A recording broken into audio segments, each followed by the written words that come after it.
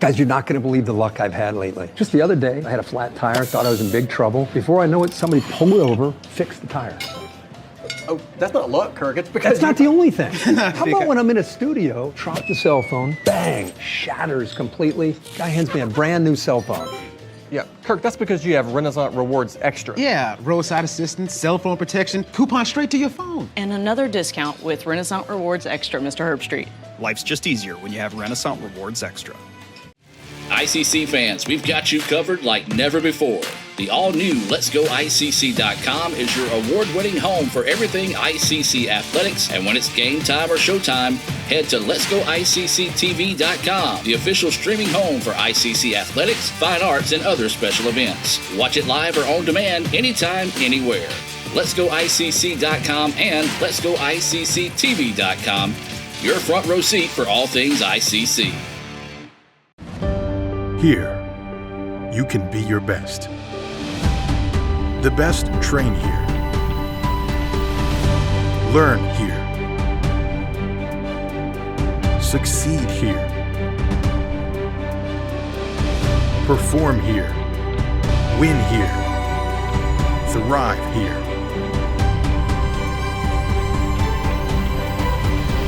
Itawamba Community College. The best start here. Sully, been a while, man. How are you feeling? Good. It has been a while. Nice to come back and see the campus. I mean, I do visit my children, but it's always nice to come back home, what I like to say. Well, you looking good? You feeling good? How's retirement treating you? Good. Enjoying it. We love living down at the beach, and the wife's super happy, so that means life is good.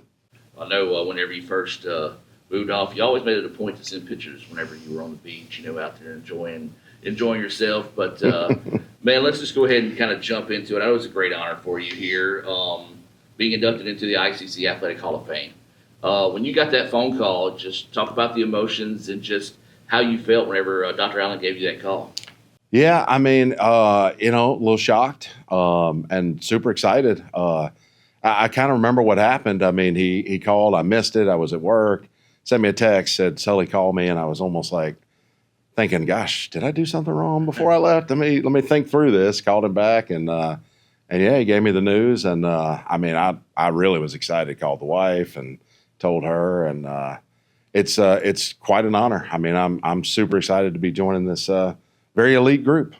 Well, Coach, one thing as a coach, you always want to tell your players to leave a legacy, leave their mark on the program. You've done that yourself. So what is it? What is it that this really kind of cements your legacy at ICC? So what does that mean to you whenever you look back and say, hey, I did really put this soccer team on the map? I mean, I feel like in some ways that I did. I feel like I'm leaving a legacy of hard work, determination, turning something. While, the team wasn't, bad when I came here, it just wasn't super established. And I think we really put in, a place where people thought they could come and compete for championships every single year. And, hard work is what got that here. I mean, I must have been in one of those vans every day of the year, it felt like, in the first couple of years, trying to get out, get our name out there, and, show them who I was and what I was about and what I was going to try and do for them, and, how they could come here and hopefully be successful, not just on the field, but in life. Well, this program really evolved while you were here. You went from coaching men and women by yourself, then getting assistant coaches, then getting a women's coach on campus so you can focus solely on the men. Kind of just look back at your time and maybe some of those people that kind of helped you along the way. Because like I said, you were coaching them by yourselves, but it's never just a one-person show. So talk about some of those people, maybe some mentors that kind of helped you along your way. Well, I mean, first off, I'm who I am because of my parents. I mean, my mom, she's probably the toughest person I know. I think she's beat cancer now like 142 times. And my dad was another tough guy, always there athletically. I mean, I remember when I was a kid, we had a really bad little, youth team, and the coach was terrible. And my dad told him one day, he's like, I could do a better job with my eyes closed. I don't even know this game.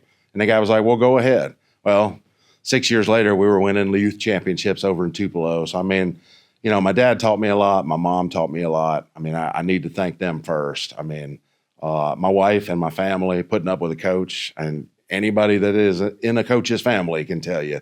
Sometimes it's not easy. The ups and the downs, the being gone, and then Coach Carrie Ball Williamson for taking a chance on a guy that had been coaching high school soccer for 8 years and giving him an opportunity. And then, some of my assistants along the way. I had somebody from Tupelo, Tommy Farr.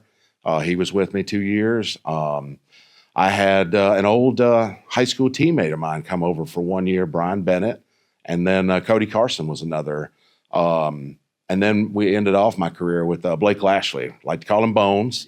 And all those guys helped along the way. But I mean, everybody from the business office to the janitorial staff, transportation, grounds. We had some of the best looking fields. Everybody, this is one big family, and everybody helped get this program to where I believe it is today. Well, let's just go back to the beginning of the program. You kind of touched on it already. You didn't walk into the work situation, but kind of talk about where the soccer programs were at your time. And then when you took over, what was your initial vision of, were you planning on, okay, well, I'll be here 5 years, jump on to something else, or were you looking long term? Well, if I'm being honest, when I got this job, at first I was just excited. I was like, all right, my dream was to coach college. Now I'm here. So I was like, I'm going to work my butt off, get this thing where it needs to be, and then maybe I'll get that opportunity at a D1 level. I did get 1 or 2 opportunities at a little bit higher level, but I turned them down because this is where I wanted to be. I loved everything about being here, and it never was a place I wanted to leave. My kids loved it. They grew up here, and just the whole atmosphere. And the being competitive every year, that was great. But my vision was just hard work. Like I said before, when I came in, it wasn't a bad situation. They had been somewhat successful a little bit. But what happened was Northwest had just started a men's soccer team. So all those kids that were coming here, because it was either us or East Mississippi back in 2000, Northwest now gave them an opportunity, and then all of them just stayed closer to home and went there. So it almost totally depleted the pool. I knew that going back and looking at things, I had to get Tupelo. I had to get the Tupelo players. Took a couple of years, but once we started getting them, it was just kind of like, if you build it, they will come.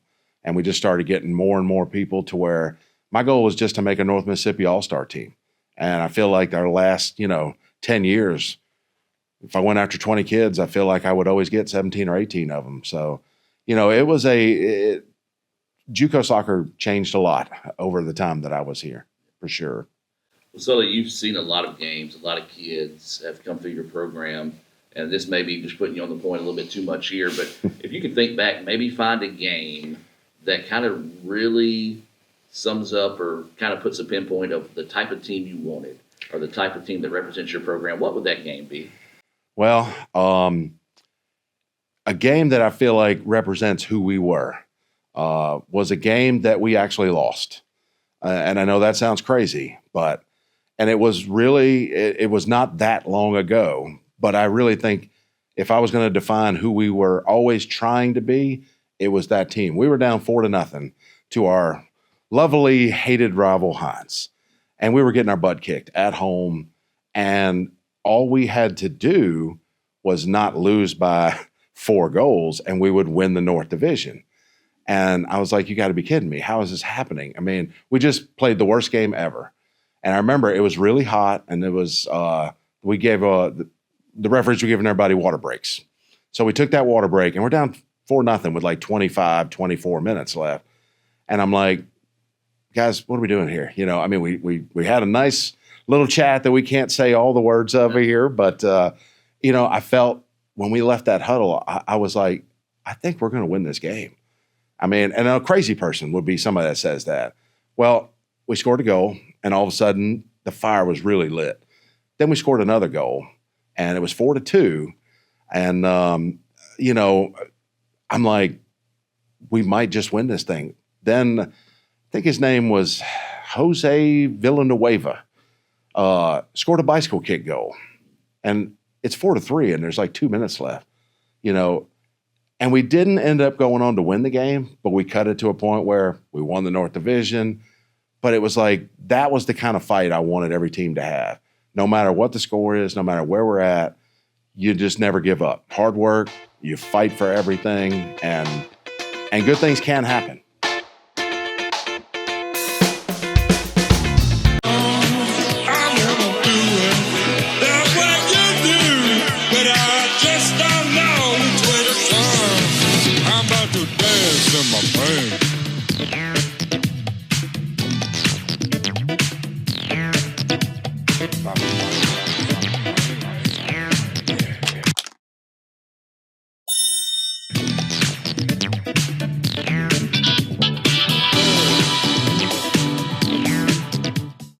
ICC fans, we've got you covered like never before.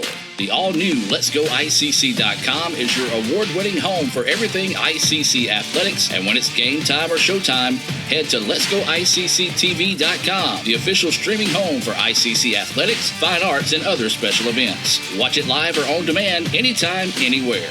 Let'sGoICC.com and Let'sGoICCTV.com, your front row seat for all things ICC. That's home. That's just like the Ravens. That's just like Pahokee, Florida. That's my second home. I got my degree from there, my first degree, college degree. It's part of my heart, it's part of my soul, it's part of my spirit. And, you know, it's everything. Itawamba Community College, baby, it's everything. It shaped me up to being a great man because it was part of the journey of me becoming the young man I am today. And it's home, man. That's it. Like, I could go there and lay my head down without no problems. Itawamba Community College, the best start here.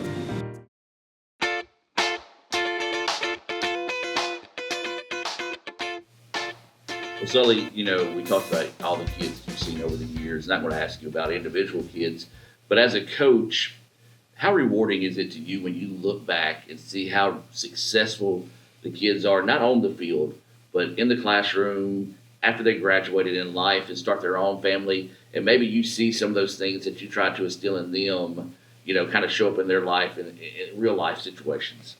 That's the most important thing that ever happened. And after you've done it for so long, and some of them, I mean, I was just having a conversation with somebody, and his wife works with a guy that played for me one of my first maybe 2 or 3 seasons. He's 40 years old. He's got 3 kids. One of them just got through playing here. She was an amazing player. The things that you see from the kids now, you know, the kids getting married that played for me, they're having children. They're being successful. They have great jobs.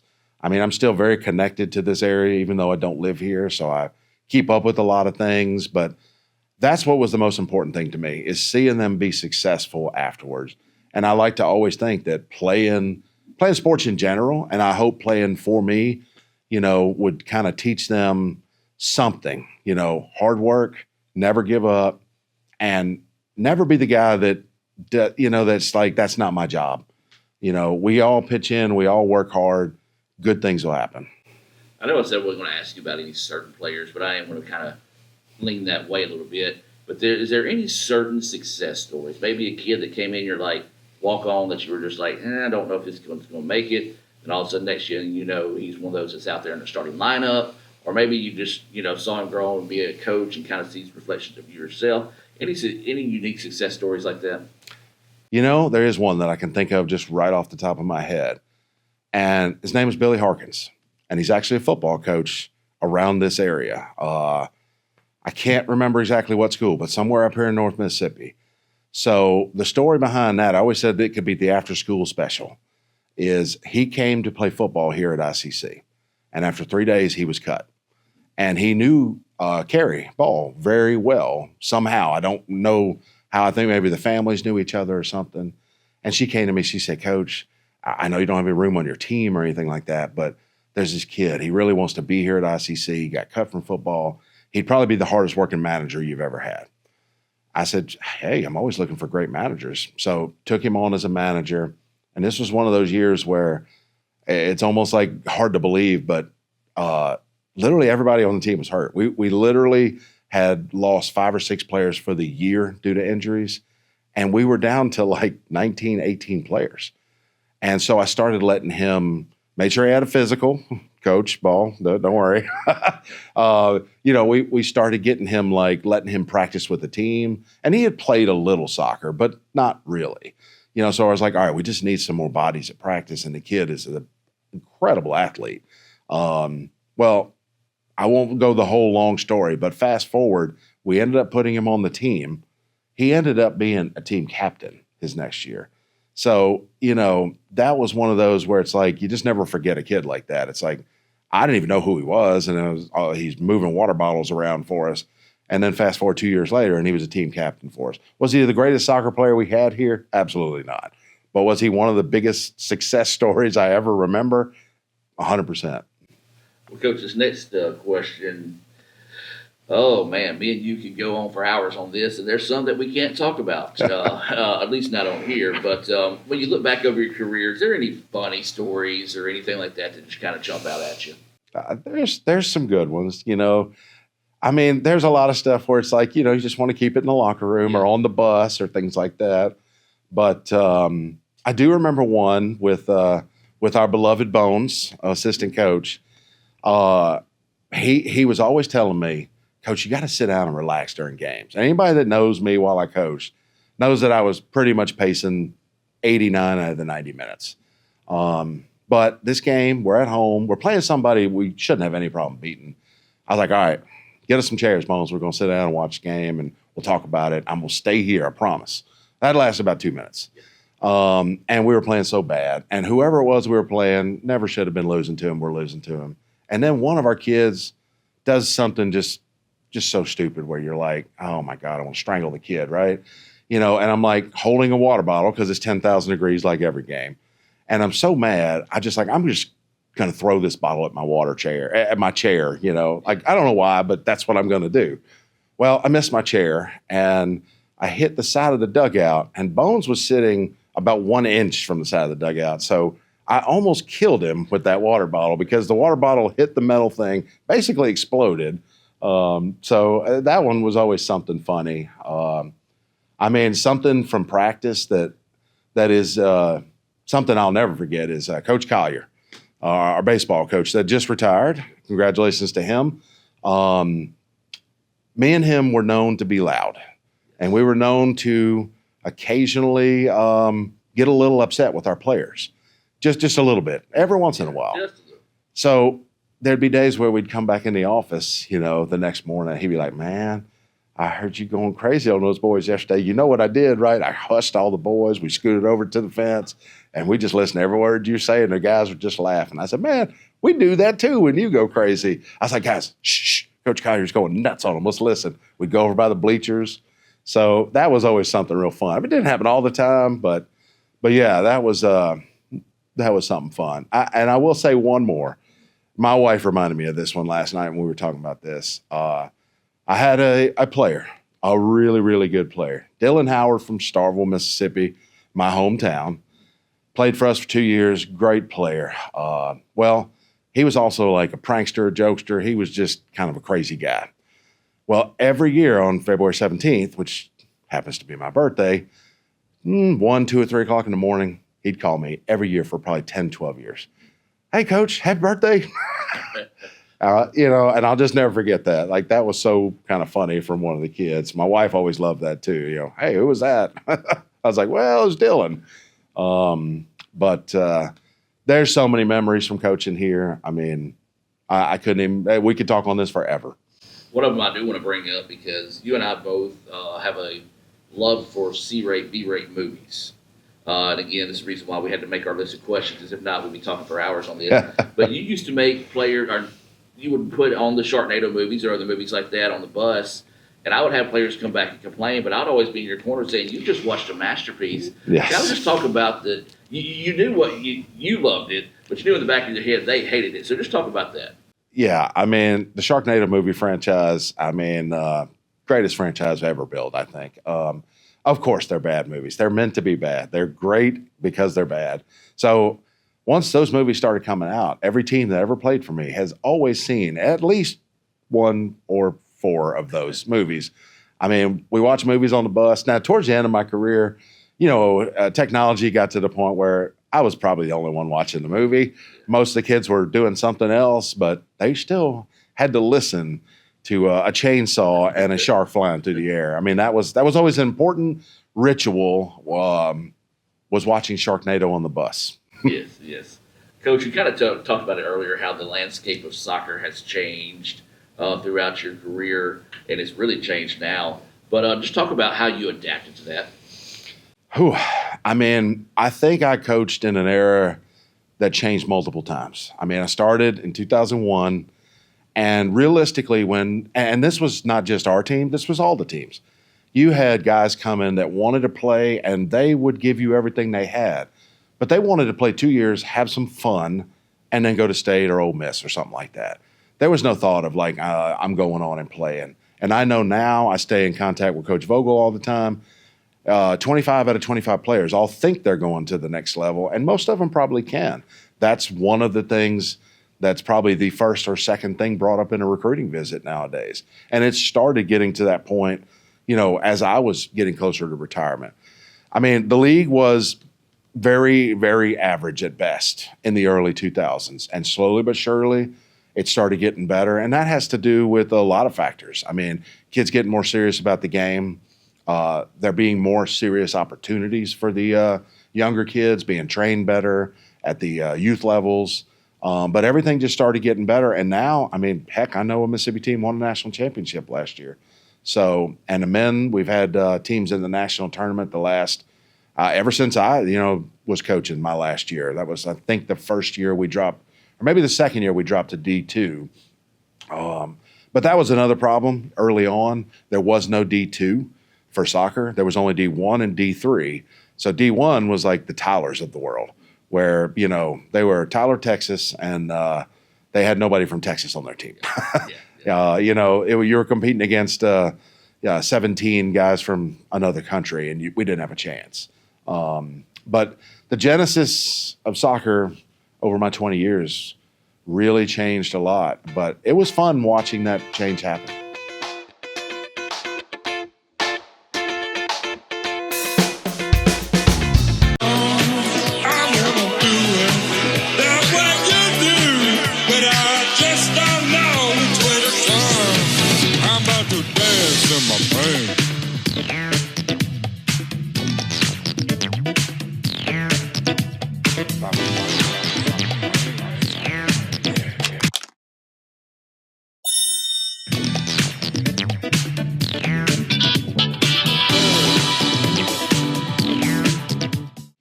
ICC fans, we've got you covered like never before. The all-new Let'sGoICC.com is your award-winning home for everything ICC athletics, and when it's game time or showtime, head to Let'sGoICCTV.com, the official streaming home for ICC athletics, fine arts, and other special events. Watch it live or on demand anytime, anywhere. Let'sGoICC.com and Let'sGoICCTV.com, your front row seat for all things ICC. Are you looking for a place that creates lifelong friendships? A place that feels like home. A place that drives you to new opportunities. That teaches you skills to improve. A place that sets the standard. That challenges you to be better every day. A place full of opportunity. We are that place. We are Itawamba Community College, and you belong here.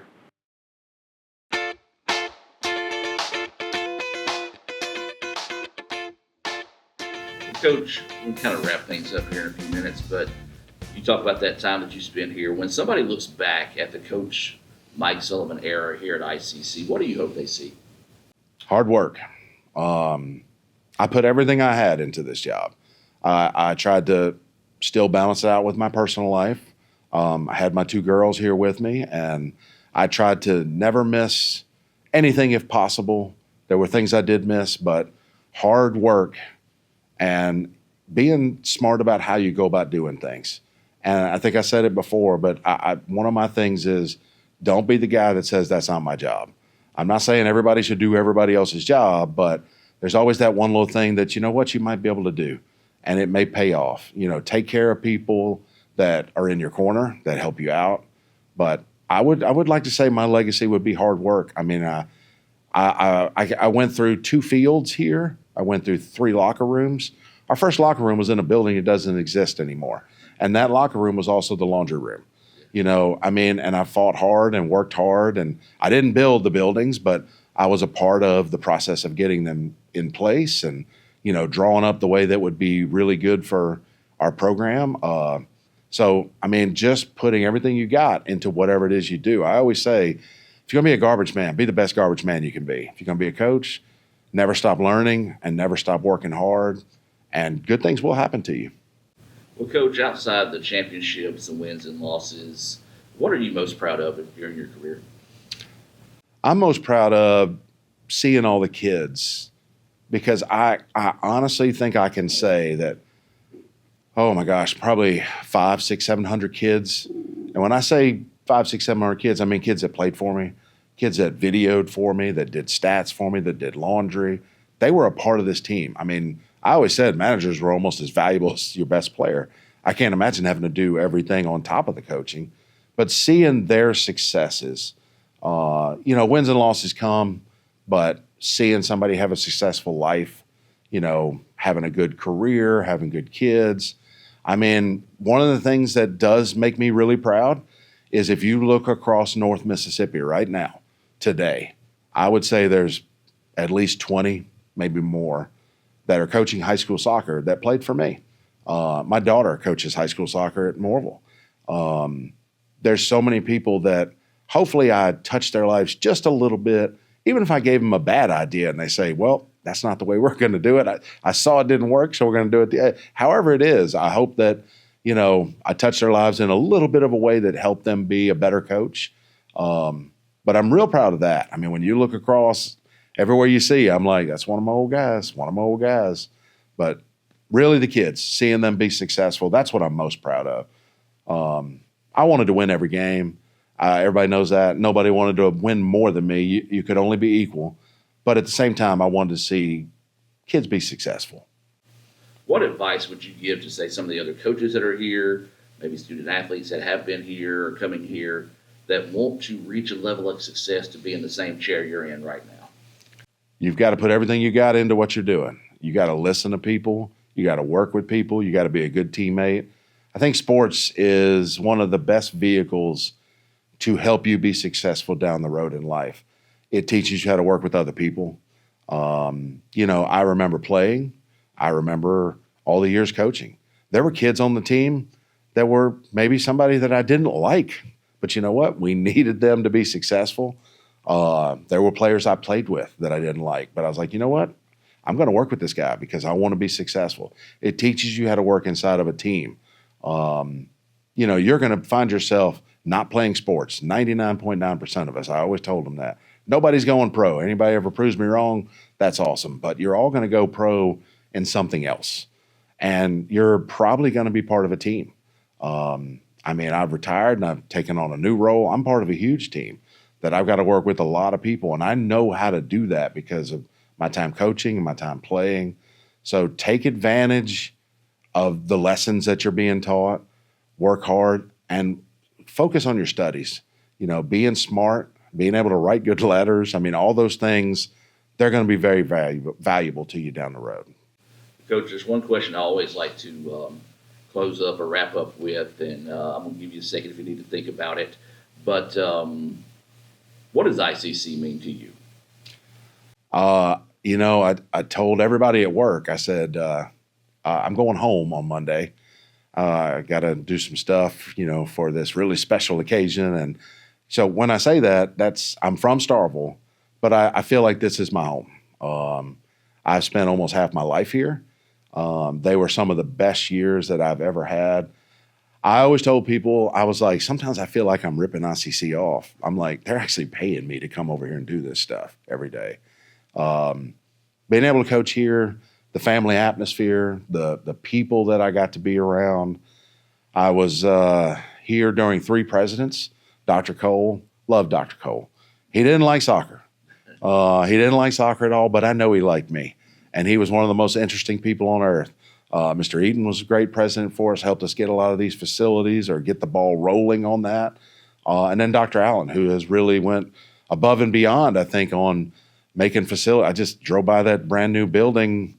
Is that where a Chick-fil-A is going to be? I mean, my goodness, we have Chick-fil-A on campus soon.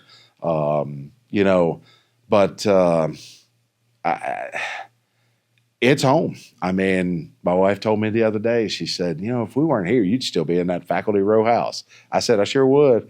I said, that was my home. My kids grew up there. I said, you spent half my time there. I'm not like, this place is just great. It's a little small town. Now, yeah, did I wish there was a few more things to do here on the weekends, especially when we weren't coaching? Sure. But this is home. I call this home, and I consider it home. Well, Sully, I'm going to open the floor to you now. I know there's a lot of people you want to thank in this situation, and maybe there's something else you would like to add. So I'm just going to turn it over and say the floor is yours.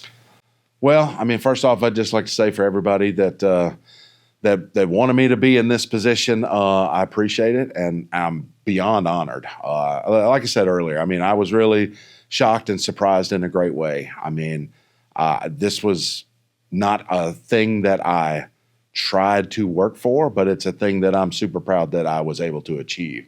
It just never really crossed my mind. I mean, there's some great people that are in this Hall of Fame. A couple that I work with, Mr. Marty Cooper, Mr. Paul Johnson, and Miss Carrie Ball Williamson. Those are people that I directly work with that for years. And while some of the people I don't know, I mean, I know their stories. So to be considered to be worthy to be in this group, I'm pretty much, almost speechless sometimes. I mean, I really was excited to get this call, and the people that made this possible are my family. People that helped me get in this position. I mean, like I said before, I owe pretty much everything, to old mom and dad. They are really, really been role models to me. And my wife and kids have always been on my side, no matter what. So, I mean, it's humbling to have to talk about this because it's something that I'm again excited to be in. I mean, we never won a championship, the whole thing, but my gosh, we were so close. We won multiple North Division championships. It really is humbling to be sitting here, and I mean, I'm excited to come to that homecoming football game and be honored. It's kind of the biggest honor of my life, if you want to know the truth. Well, Sully, appreciate everything you've done. Appreciate our friendship over the years. And, man, congratulations on a well-deserved honor. Thank you very much.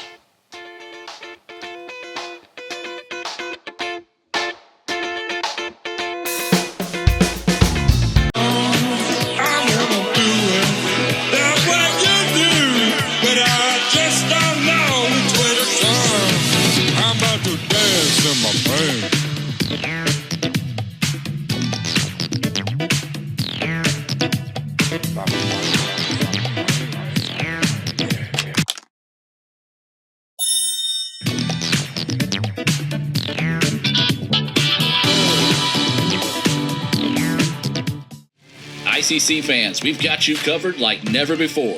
The all-new Let'sGoICC.com is your award-winning home for everything ICC athletics, and when it's game time or showtime, head to Let'sGoICCTV.com, the official streaming home for ICC athletics, fine arts, and other special events. Watch it live or on demand anytime, anywhere. Let'sGoICC.com and Let'sGoICCTV.com, your front row seat for all things ICC. Here, you can be your best. The best train here. Learn here. Succeed here. Perform here. Win here. Thrive here. Itawamba Community College. The best start here.